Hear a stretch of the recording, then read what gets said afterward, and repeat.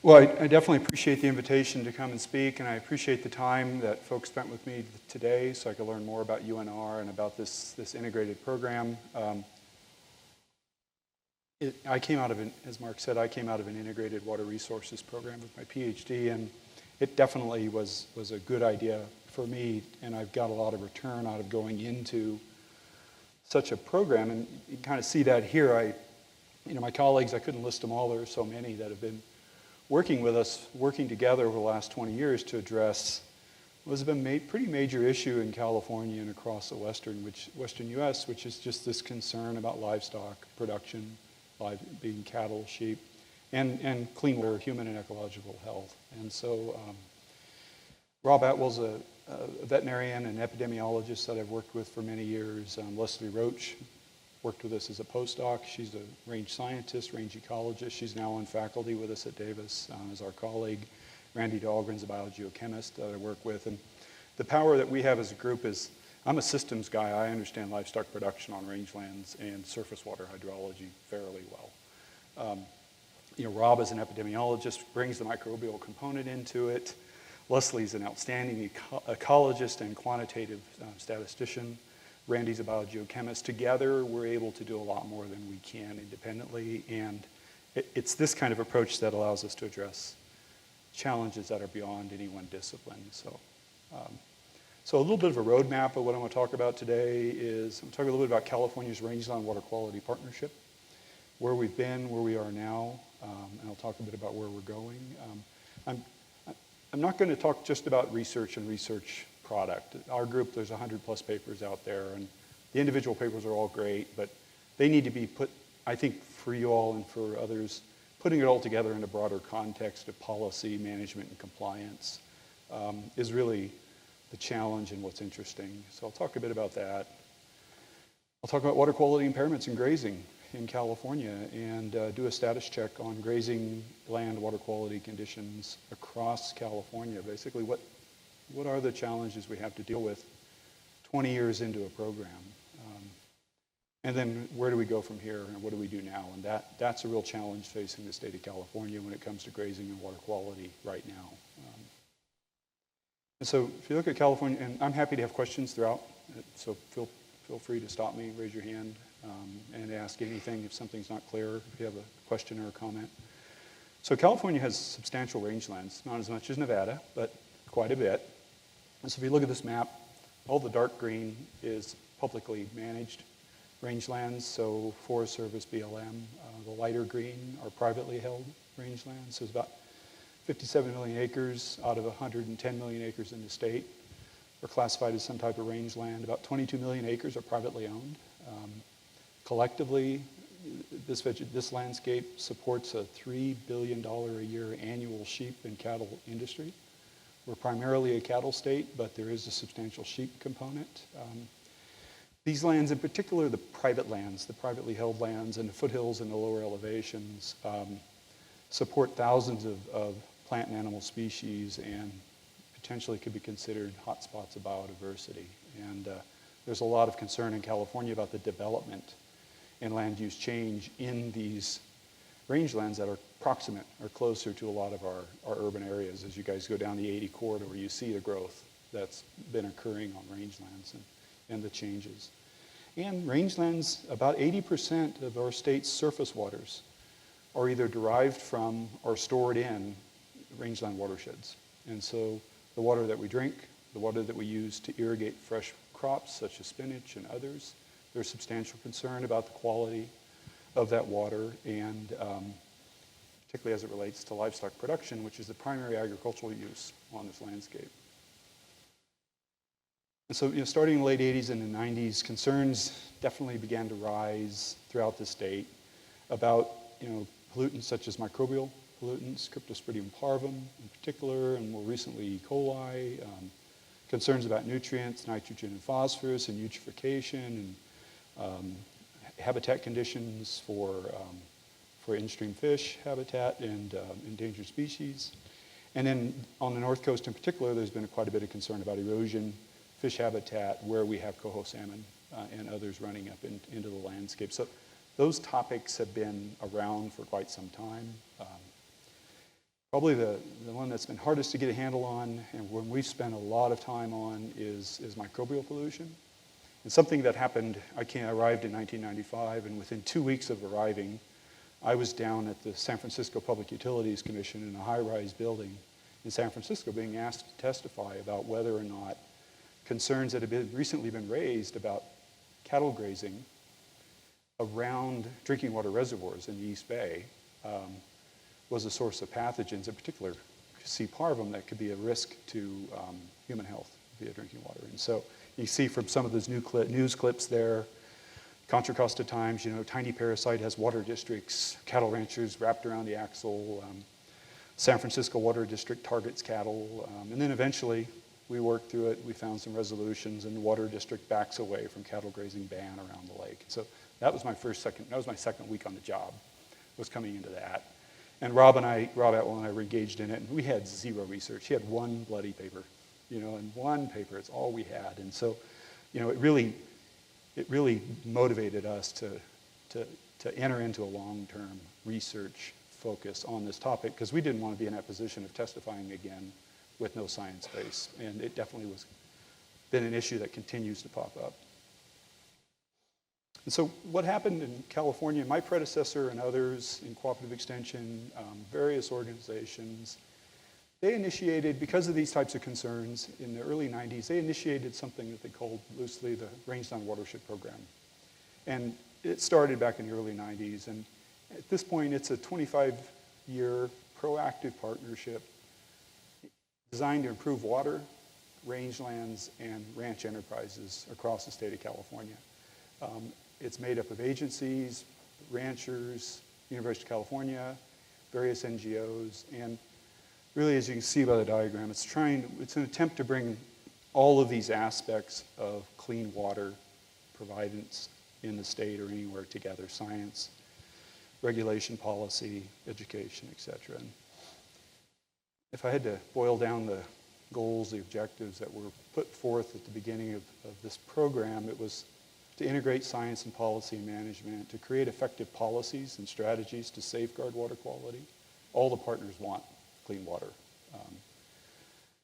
To use education so that managers out on the ground could learn to identify water quality problems on the ranch or on their grazing allotment, and to understand what some of the management practices could be put in place to safeguard water quality to fix those problems. So it's very focused on the educational approach. Out of that, we developed a lot of ranch-specific water quality management plans and actions, a lot of on-the-ground activity. And one of the reasons I was hired and brought into the program, Rob Atwell was hired and brought into the program, was to help develop the supporting research base for this program, because it simply didn't exist at the time, and the expertise didn't really exist within the University of California. So that's what we set out to do. And one of the stamp of approval, if you will, that set us down this road that we've been on was the State Water Board. There was a development of something called the California Rangeland Water Quality Management Plan, which was essentially the state's non-point source management plan for grazed rangelands. And it was approved by the State Water Board back in 1995. It outlines science-based management strategies to prevent water quality impairments, science-based at the time.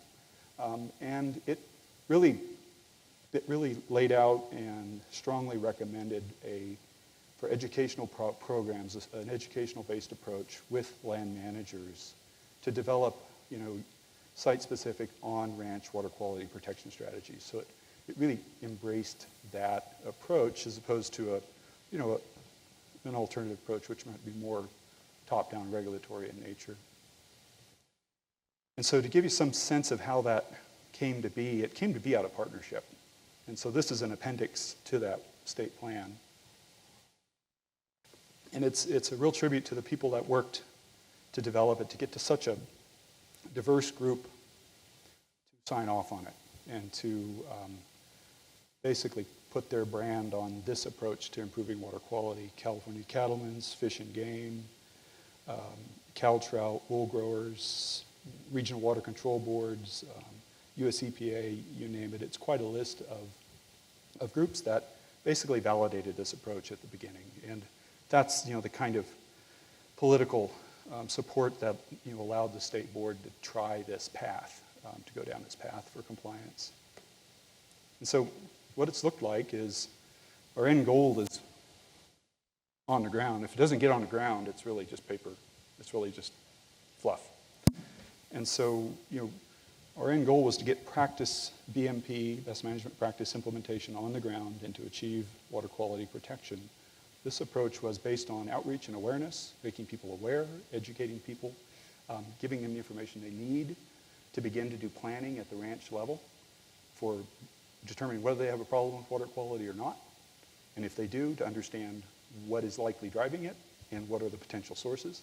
Technical assistance to help with that. NRCS has been a big player in that in terms of technical assistance. We as Cooperative Extension provide a lot of technical assistance in terms of assessment and monitoring. Cost share, I'll talk a bit about some of the cost share money that's been put into this, but this is the overall approach that we've been following to get this water quality protection on the ground. And so one of the major flagship educational activities that were pursued was what we call the Ranch Water Quality Planning Short Course. And the State Water Resources Control Board, via 319 funding, funded the development of curriculum.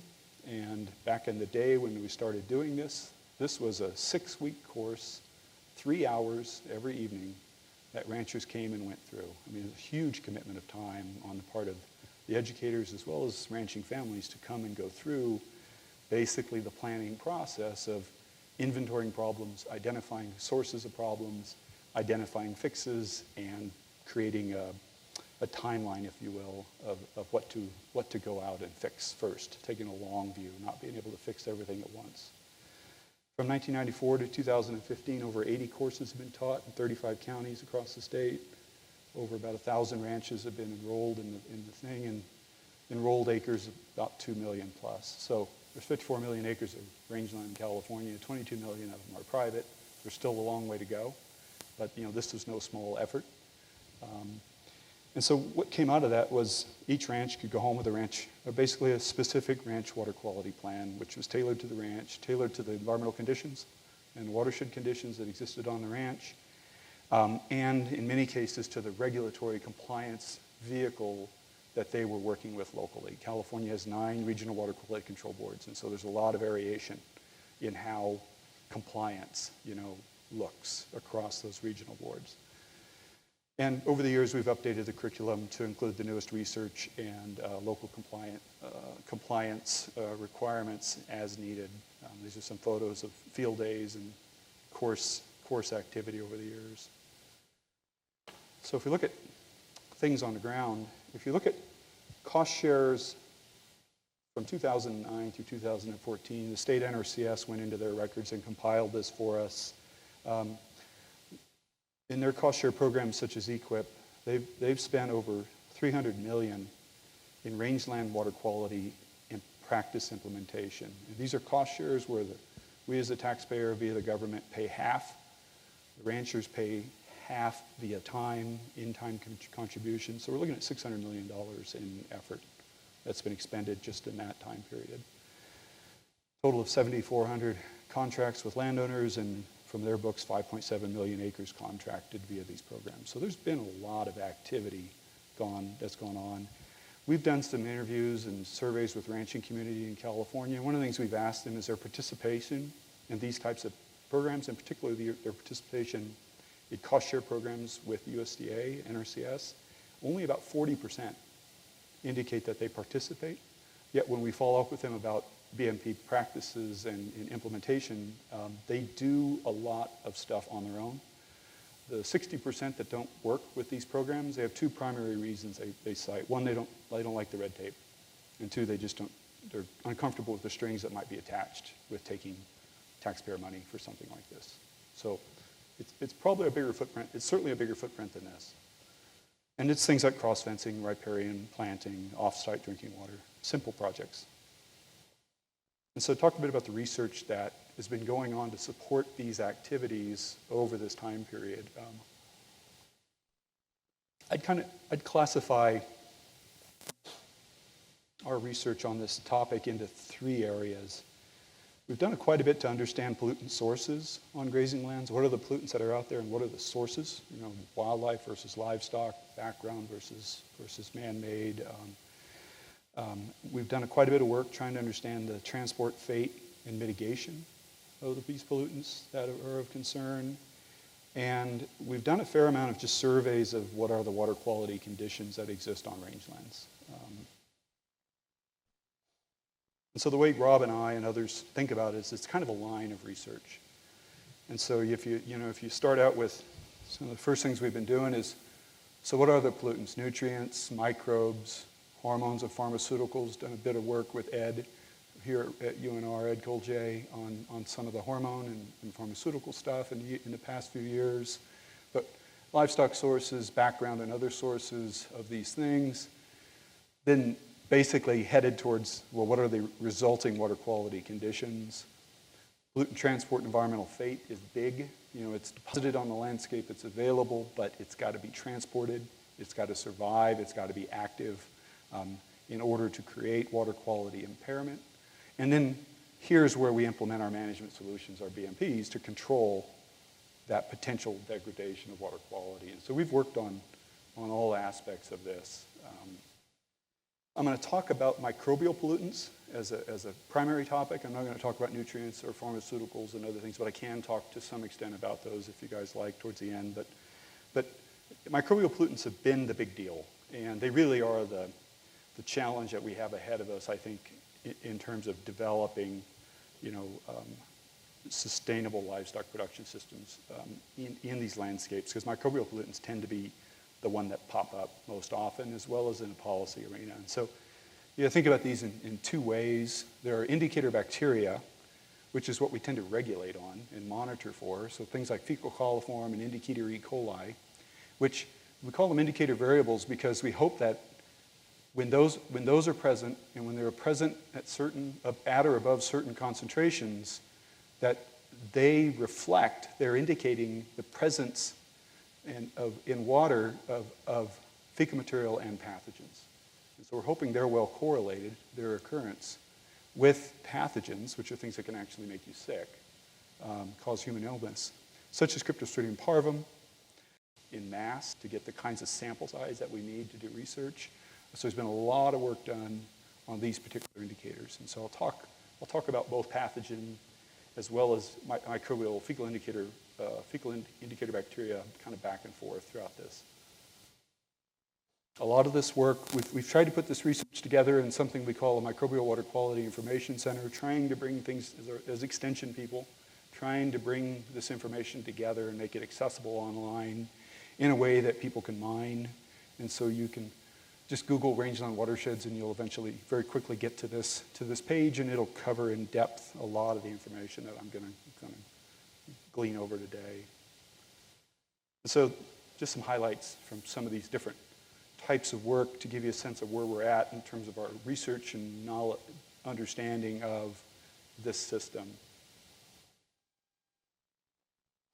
So we know for sure, there's no doubt, livestock can definitely increase microbial concentrations in water. You put livestock, cattle, sheep into a landscape, you're going to see a bump up in fecal indicator bacteria for sure.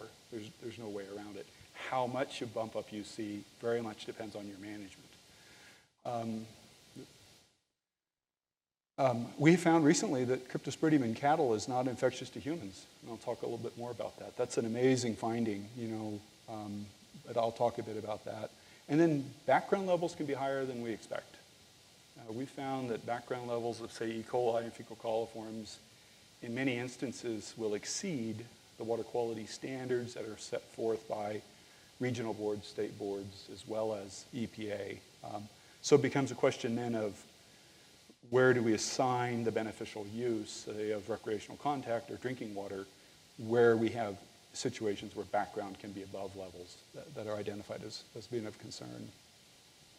So to follow up on that a little bit, I said if you put livestock into the landscape, you're going to see a bump up in concentration of fecal indicator bacteria in water. There's no 2 ways around that. If you look at it, we've done plenty of work, one of the things working with the veterinarian, all of a sudden I start to work with crap. Mom and Dad paid for me to go to school for years and years and years. They thought I'd get out and get some noble type research going on, but no, I've been studying the end of a cow for 20 years with a veterinarian, taking fecal samples at the ranch, processing them to see at the source, Betsy, what's she excreting, what concentrations, what pathogens are there, large animals, small animals, old animals, young animals, what are the risk factors? And we found pretty consistently fecal coliforms, which are an outdated indicator bacteria. US EPA is recommending that the states move to an E. coli standard because it's a better predictor of a potential pathogen than fecal coliforms are. Fecal coliforms, there's about 5 million colony-forming units per gram of feces wet weight. That means a cow is putting out about 7 trillion fecal coliform a day out there on rangelands. That's a huge amount. E. coli, which is a type of fecal coliform, it's a subset, we're finding about 1 million colony-forming units per gram of feces per day. So huge loads are being excreted. Humans, wildlife, cats, dogs, we all got it. We all got them at high concentrations. In livestock, they're essential for their rumen to function and for them to be able to process forage and live. The vast majority of E. coli are not pathogenic, but a small percentage are. So it's not surprising when we put livestock into a landscape with those kinds of numbers, it just takes one deposition in a creek or a little bit of contribution for us to see a spike that can be pretty temporally fleeting, but certainly can be there.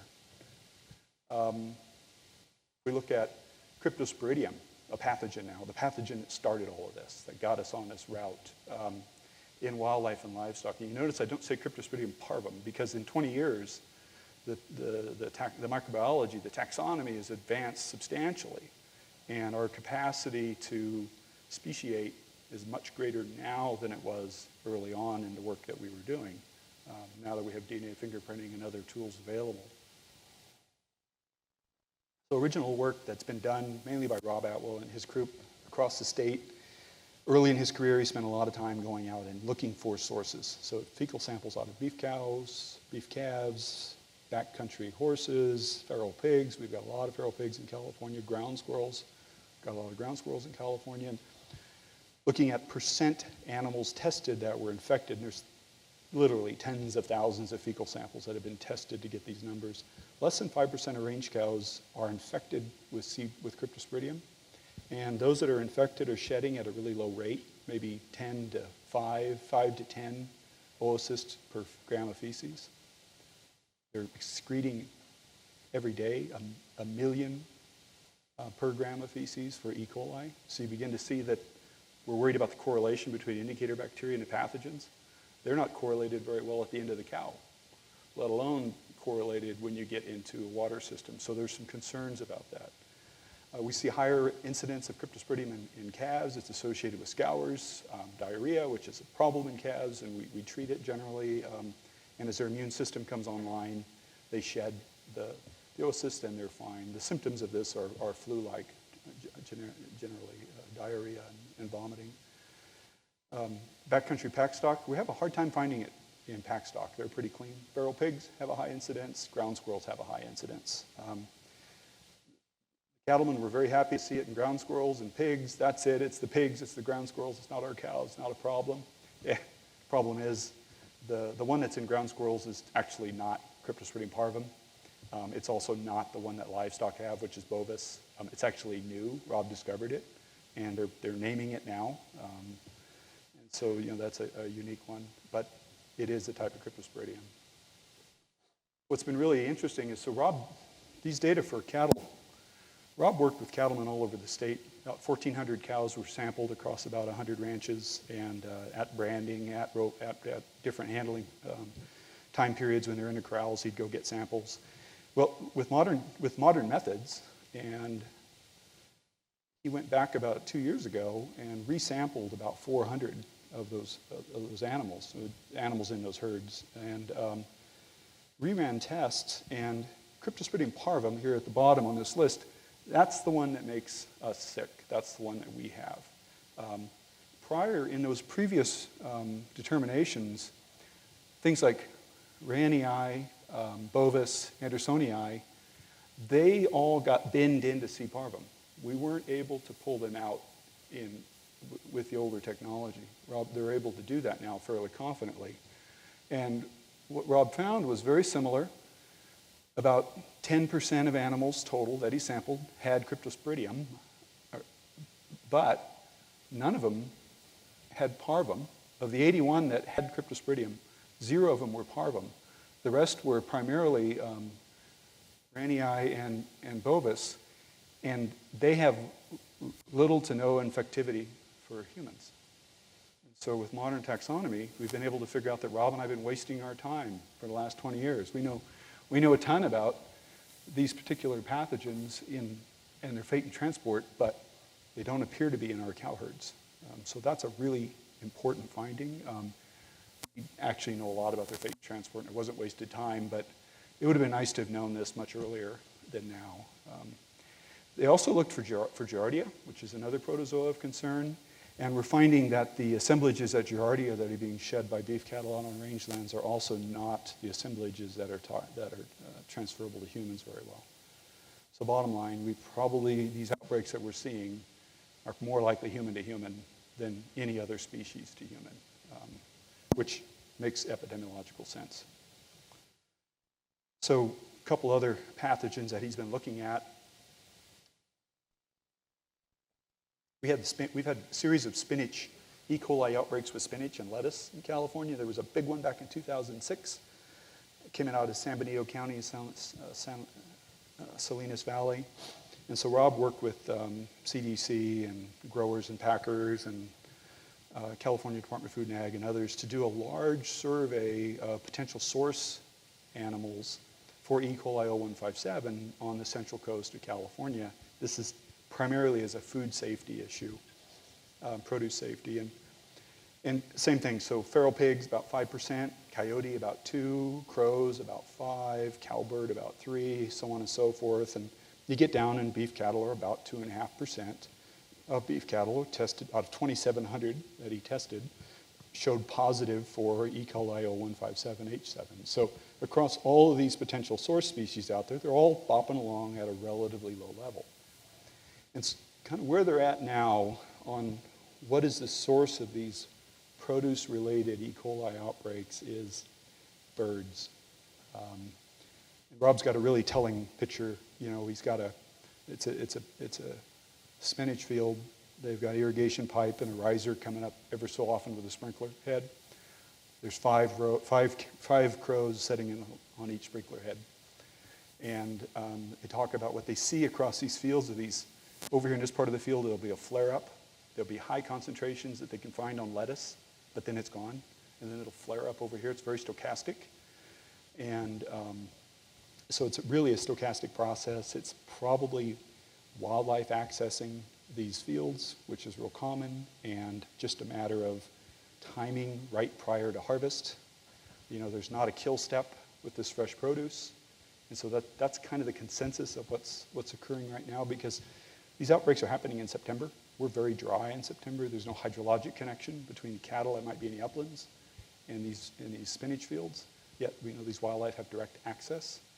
And so it's just an issue of risk management at various steps along the way. But the most important thing for the consumer to do is wash their product. Don't assume that bag product is clean. Wash it really well. So thinking about pollutant transport and environmental fate dynamics. So we know that livestock can be a source. We know that other sources exist out there. We know that the opportunities for pollution do occur from all of these sources. In terms of fate and transport, we found with most of these microbial pollutants in livestock manure and probably in wildlife as well, that we can have rapid inactivation of microbes, very quick mortality and inactivation out on our landscapes. And we find very little, relatively speaking, very low levels of mobilization.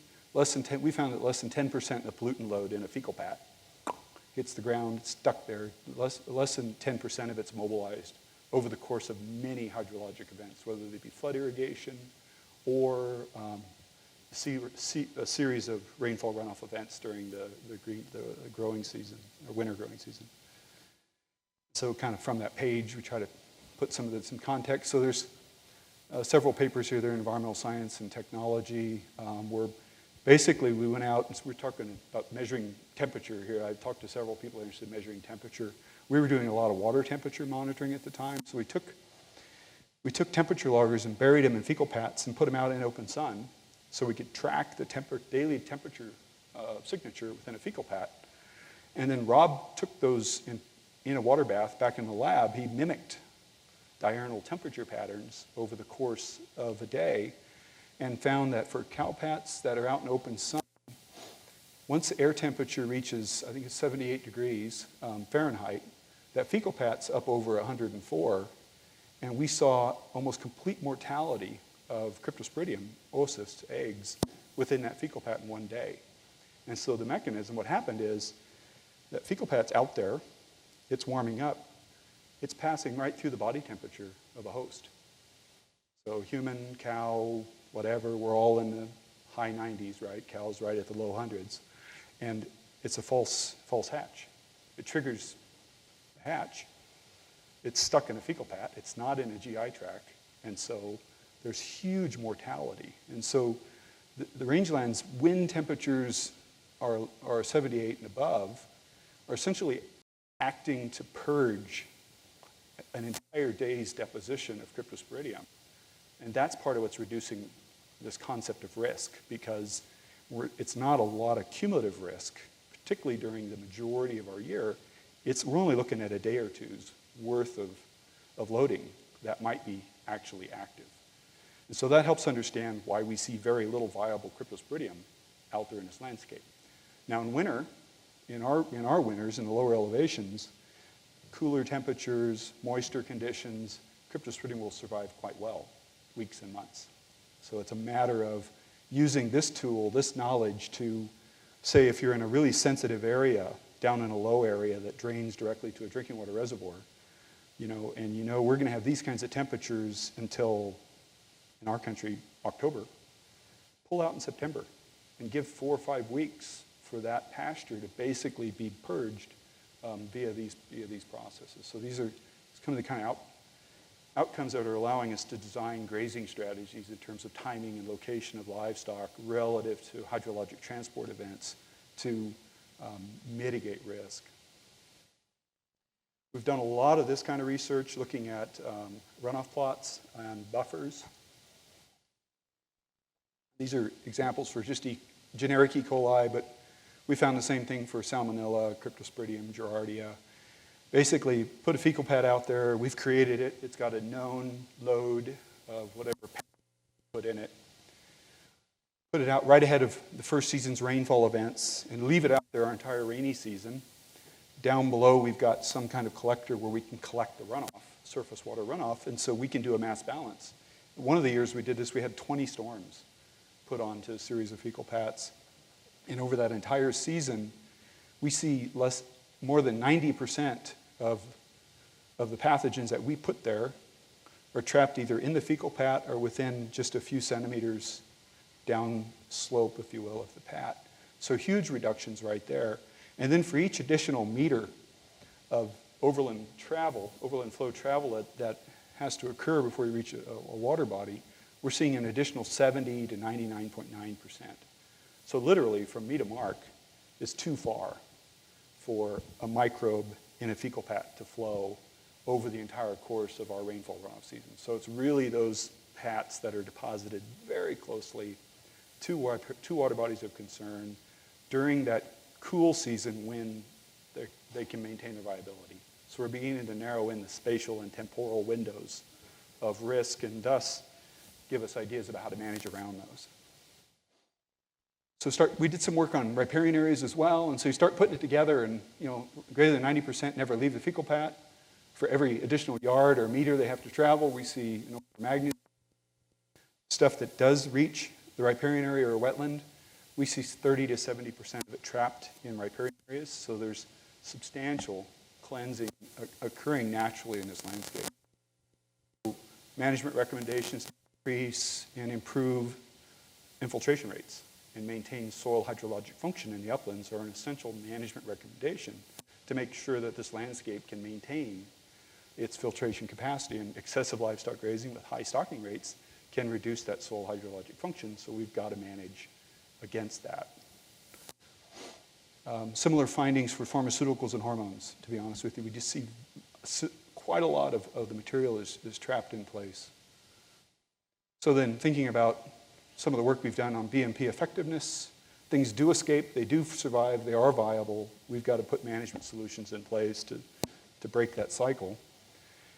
And so, simple things, quite honestly, like we did research looking at the spatial and temporal distribution of livestock and thus their fecal material across our landscape, because wherever they deposit the feces is where they're depositing the pollutant of concern. So we found, very simple finding, in summer, we found that over 60% of open range cattle deposited their fecal material near livestock attractants during the summer. Things like drinking water tanks, shade, loafing areas, those types of things. So that gives us a great management tool to try and pull livestock and thus these fecal loads away from areas of the watershed that would be of concern into what we call hydrologically remote areas, to pull those into safe areas. And so just where you place drinking water, where you place salt, really simple strategies can have massive effect. And it's funny, it's been difficult for a lot of people to just kind of accept that something as simple as that can be one of our most effective BMPs, just discoupling in space and time a bit fecal loading using attractants for livestock.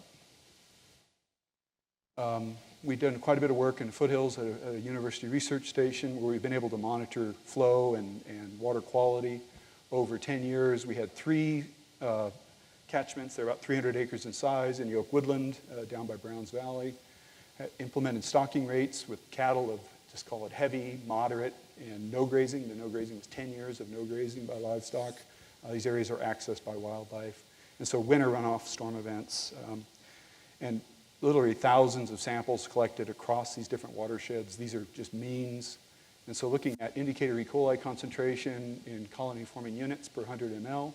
For no grazing, we see on average about 310 E. coli. These are intermittent streams. They flow during the rainy season and they don't flow in the dry season. They're grazed during the winter.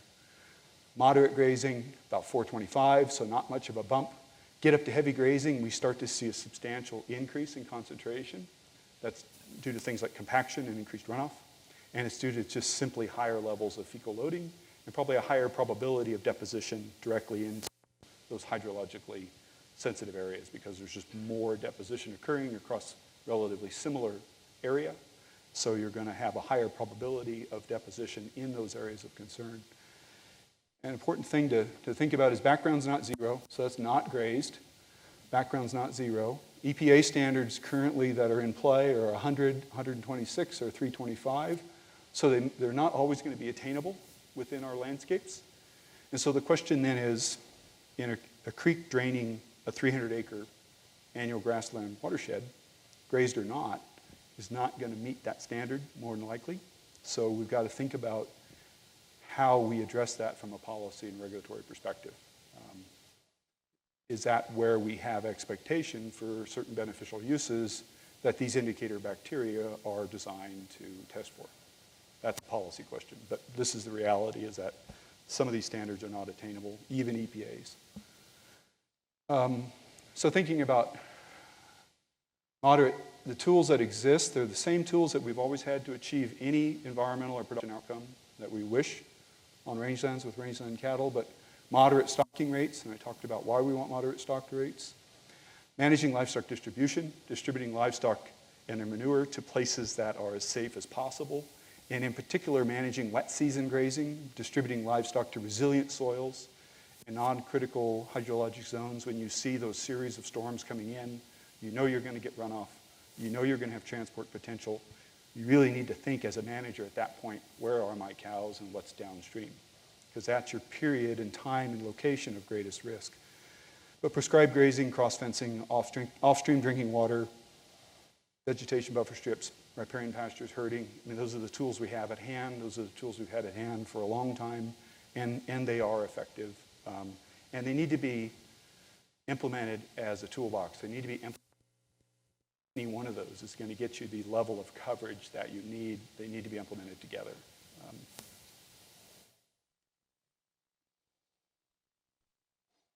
And so then, water quality conditions. So, we've been doing this for a long time. So what are the water quality conditions that we see out there across our rangeland watersheds? And so one of the studies we did recently, we did a study with the U.S. Forest Service, got published in PLOS One a few years ago. And you can kind of see from the map, we went across allotments, cattle grazed allotments on 5 different national forests, representing a total area of about 300,000. Across these 12 allotments, we identified a total of 155 stream collection sites, which were monitored monthly from the beginning to the end of the grazing recreation period, basically summer. Basically, it was a watershed source approach where every confluence, every key grazing area, all the recreation areas, and areas with no concentrated use activities of any kind. It doesn't mean people weren't driving through there. It doesn't mean cattle weren't walking through there, but it was areas where there wasn't concentrated use, like we'd see in a meadow identified as a key grazing area or at a campground. Ended up collecting a total of 743 water samples, looking at fecal indicator bacteria, nitrogen, phosphorus, kind of the whole suite. And basically what we found is, we'll talk about the microbial pollutants a bit. Here's the nutrients, but in California, there are multiple water quality objectives for indicator bacteria, depending on what regional water quality control board you're in. US EPA is now recommending E. coli. And kind of the lowest, most restrictive standard that exists in California is a standard of 20 colony-forming units for fecal coliform. A common one is 200 colony-forming units. So these are the speed limit. You don't want to be above these. If you do, you're potentially out of compliance. US EPA is recommending 100 and potentially 235, depending on how many samples are collected. And so going across here, these are the percent of the 743 samples that we collected that exceeded any one of those benchmarks. And by overall key grazing area, there were 462 samples taken at key grazing areas. So we sampled them pretty hard. 125 samples were taken at recreation areas, and then kind of those non-concentrated use areas had about 150. And so probably the most relevant standard broadly across the United States and broadly across California with the looming future is going to be EPA's current recommendations, which is 100, I think, is what's going to be adopted. 235 is for a single point sample, which would be appropriate for the way we sampled here. But you're seeing anywhere from 9 to 11 or 3 to 4% of samples exceeded based on which benchmark you use. You'll notice very much there's similarity between the E. coli standard of 100 and fecal coliform of 200. Those give you fairly comparable results. And you'll notice across the board, there wasn't a higher prevalence of exceedance in the grazed areas compared to the recreation areas compared to the non-concentrated use areas. If we look at mean concentrations for the key grazing areas, the non-concentrated use areas, they're comparable. They weren't statistically different. And the means for both of those are below levels identified by US EPA as being of concern. So a good finding. There's clean water out there in this landscape. And what's particularly good and important is that we found the cleanest water quality conditions in the recreation areas. That's a great outcome, right? Where we see kids swimming, where people are pulling off the road and jumping in a creek, we're finding the cleanest water. So that's really good. At least from my perspective, having a 9-year-old daughter who loves to swim in a creek. And so kind of water quality summary of all of that. So water quality on extensively grazed rangelands and forests is often quite high. Management can certainly create risk to water quality. There's absolutely no doubt about that. But management is very capable of protecting water quality, and I think that's important. Rangelands have great capacity to attenuate pollutants from livestock and other ranch activities, and we need to work that potential. We need to do everything we can as managers to maintain that capacity to attenuate, because that's what's, in a landscape where there's substantial fecal indicator bacteria loading, we see very low concentrations, and it's because of this capacity. So we have to manage for that. And there's a lot of back and forth. Are these BMPs effective? Will they work or not? Yes, they work. How well they work depends on site-specific conditions and how well they're installed and managed. But yes, these BMPs do work if we install them and implement them correctly. So we've kind of been working through all of these aspects. A lot of this has been happening. The project has been fairly successful.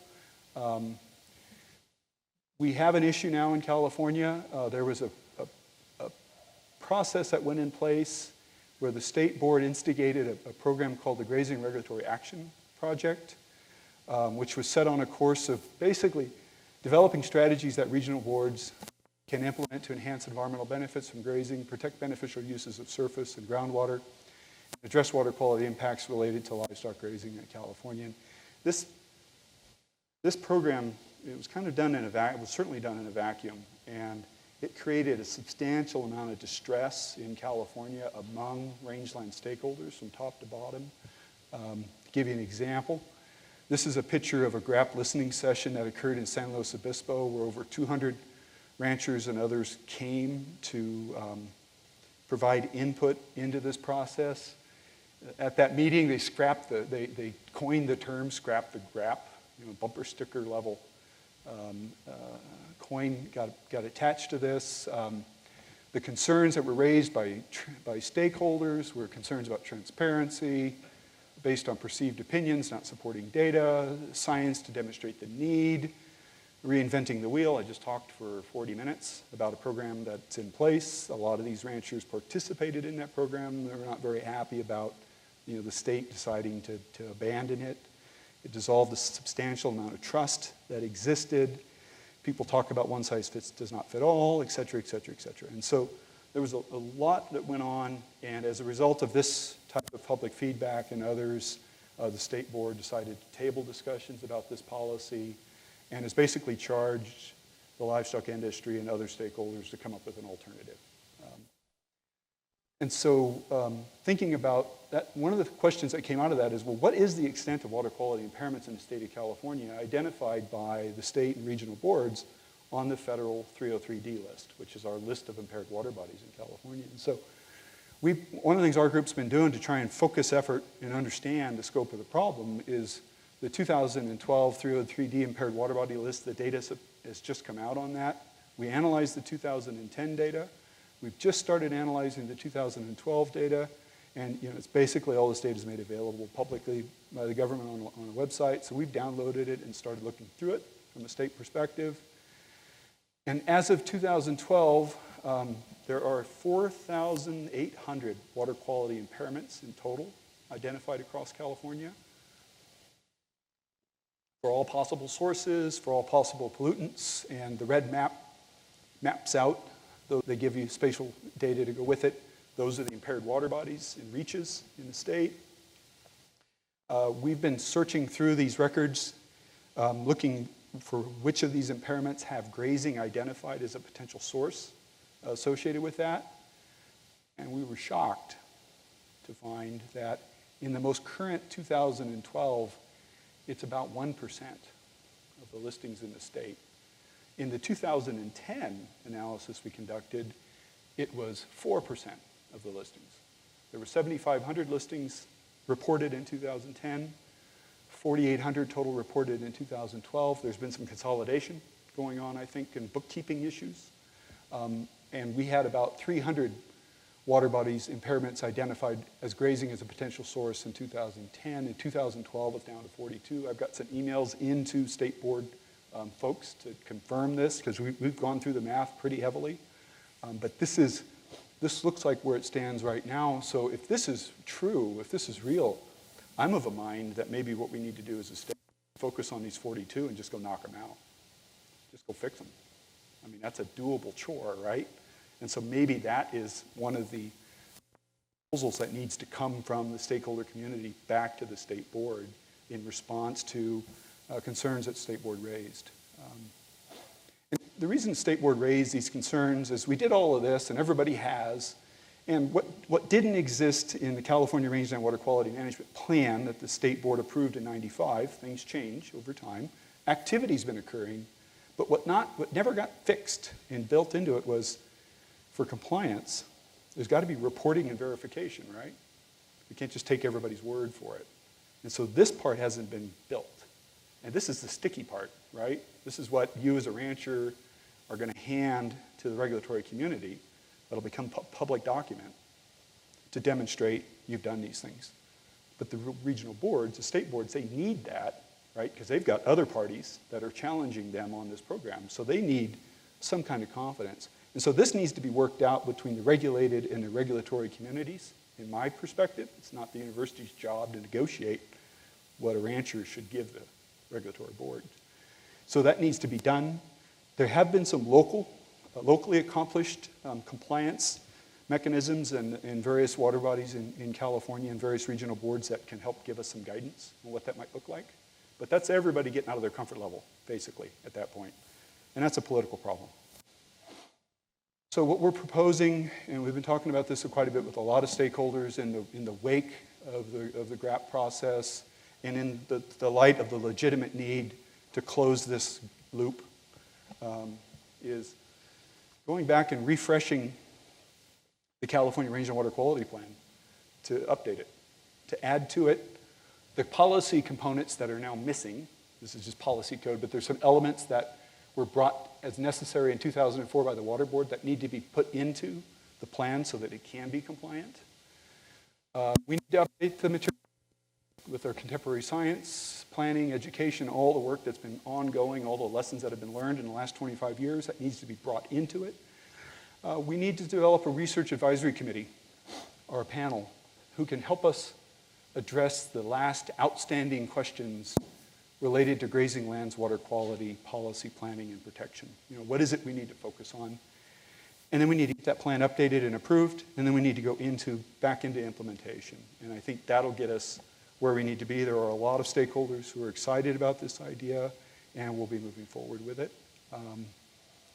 And with that, that's kind of where we've been and where we're at, and how the research has fit into, this, what is primarily a human dimensions problem, more than a technical problem across the state. I appreciate your time.